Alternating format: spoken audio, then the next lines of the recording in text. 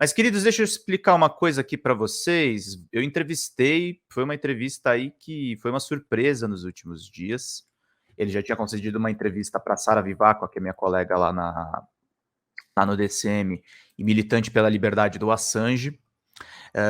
Mas olha só, o exclusivo, Lula é muito sábio por criticar o imperialismo dos Estados Unidos da América, diz ex-agente da CIA ao Diário do Centro do Mundo. Estou reproduzindo aqui que essa matéria está na capa do DCM e a gente vai acompanhar aqui. John Kiriakou falou sobre o envolvimento da CIA nas eleições do Brasil e na tentativa de golpe da Rússia. A entrevista é bastante extensa, não sei se vou ler ela inteira, gente, mas a gente vai mostrar aqui para vocês o que está rolando. John Chris Kiriakou revelou os segredos das torturas dos Estados Unidos no Oriente Médio em 2007, ao denunciar o que foi feito com Abu Zubaydah, considerado o terceiro nome mais importante da Al-Qaeda na época.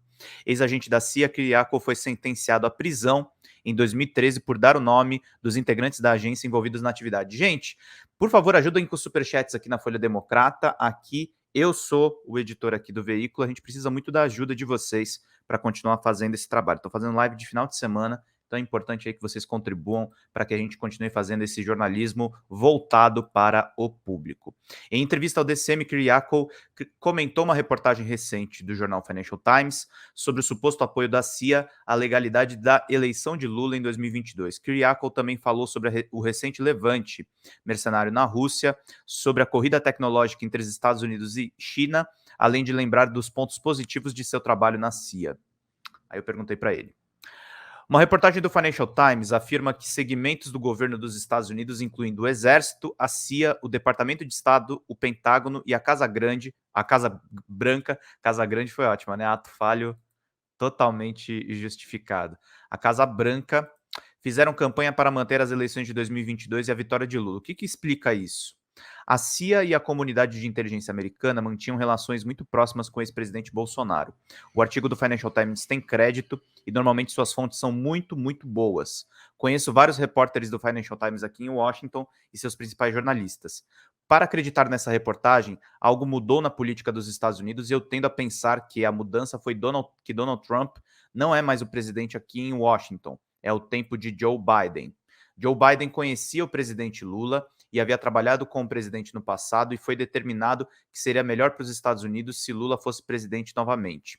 O governo americano, a CIA e a comunidade de inteligência não têm autoridade ou mesmo capacidade de decidir quem será o presidente de qual país, especialmente de uma grande potência como o Brasil. O que eles podem fazer é oferecer ajuda clandestina, dinheiro para uma campanha ou talvez para suas operações de influência na mídia. Não estou dizendo que é isso que aconteceu, estou dizendo que é possível e faz sentido para mim. Nesse mesmo artigo do Financial Times, deixa eu só ajustar uma coisa aqui rapidinho, gente. Vão curtindo e vão compartilhando. Vão curtindo e vão compartilhando para todo mundo ficar muito bem informado, meus queridos. É engraçado que eu escuto o retorno do microfone. Então, quando eu falo de ladinho assim, fica esquisito o som. E eu sei disso. Mas deixa eu deixar aqui rolando. Fala, Roseline Pereira. Fala todo mundo que está nos acompanhando. Nesse mesmo artigo do FT, Tom Shannon, um ex-alto funcionário dos Estados Unidos, disse que Lula tem um tom de raiva e ressentimento que se reflete nas relações internacionais. O novo presidente brasileiro está errado em criticar o imperialismo americano? Aí ele responde para mim.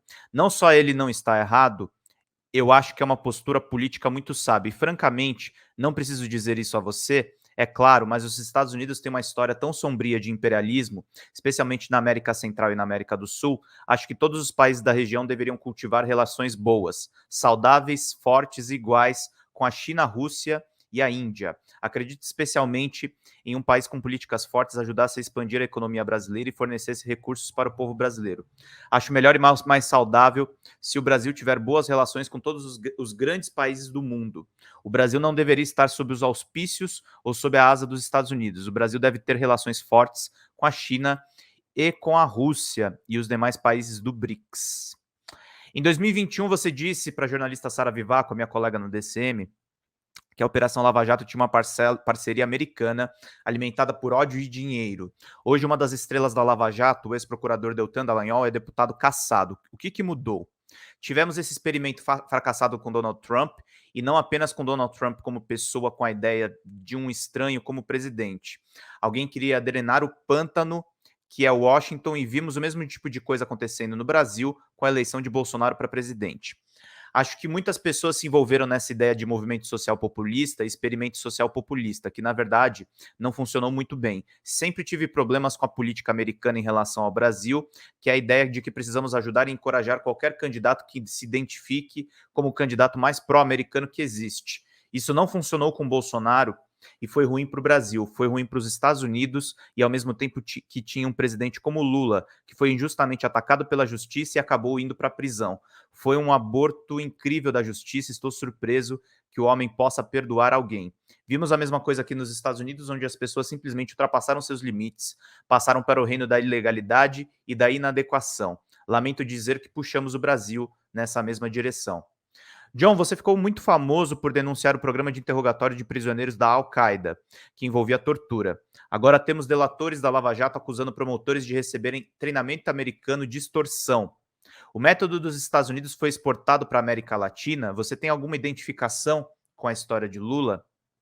Eu uso a minha sentença de prisão como um distintivo de honra. Passei 23 meses na prisão, depois de denunciar o programa de tortura da CIA. Eu estava certo e eles estavam errados, e tenho orgulho do que fiz. Denunciei a CIA, continuei a denunciar a CIA. E você faz uma pergunta muito boa. A CIA exportou esses crimes para a América Latina? A resposta honesta é que não sabemos porque eles não nos contam. Agora devemos apenas acreditar na palavra da CIA? Passei 15 anos na CIA e sei que eles mentem sobre literalmente tudo. Eles falam, a gente não exporta essas técnicas para outros países. Não sei se podemos acreditar neles. Eles nos dizem que não torturam ninguém. Eles nos dizem que não tem prisões secretas. Eles nos dizem que não tem um programa de assassinatos. Eles nos dizem que não tem um programa internacional de sequestro. Não sei qual é a verdade e sei que a nossa supervisão do Congresso, estou falando do Congresso americano, é tão fraca que nem mesmo é capaz de nos dizer qual é a verdade.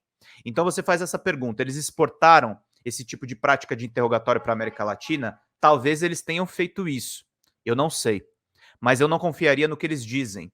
E para responder a segunda parte da sua pergunta, sim, eu me identifico muito com o presidente Lula. Por conta do tempo que ele passou na prisão, por um breve período de tempo, eu tive vergonha de ter estado na prisão. Enquanto eu estava na prisão, liguei para minha esposa um dia e ela disse que alguém havia perguntado ao meu filho, que era muito jovem na época, ele tinha 8 ou 9 anos, é verdade que seu pai está na prisão? E ele disse que sim, mas Martin Luther King também estava na prisão.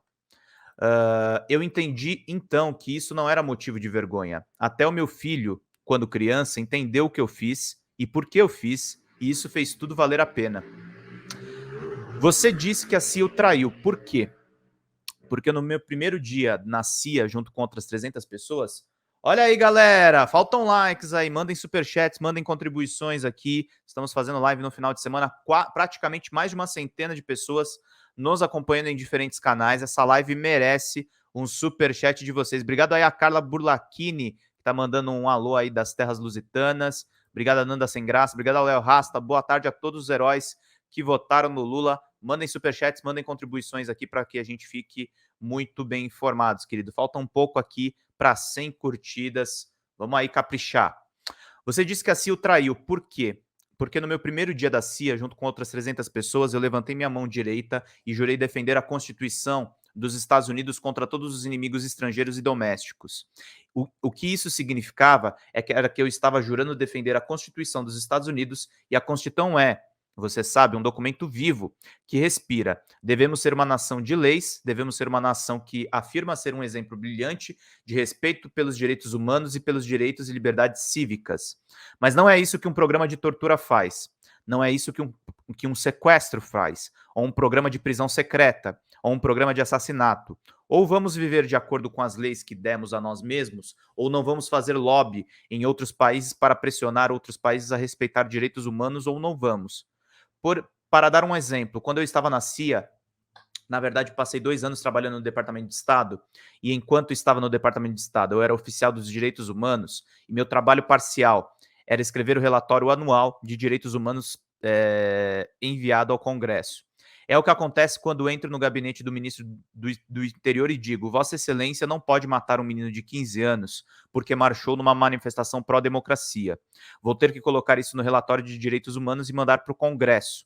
15 minutos depois, Um chefe da CIA entra no escritório do ministro e diz: não dê ouvido ao cara dos direitos humanos. Queremos que você abra uma prisão secreta aqui, onde podemos torturar prisioneiros, ou você pode torturá-lo para nós e você dá para nós as informações que eles nos dão.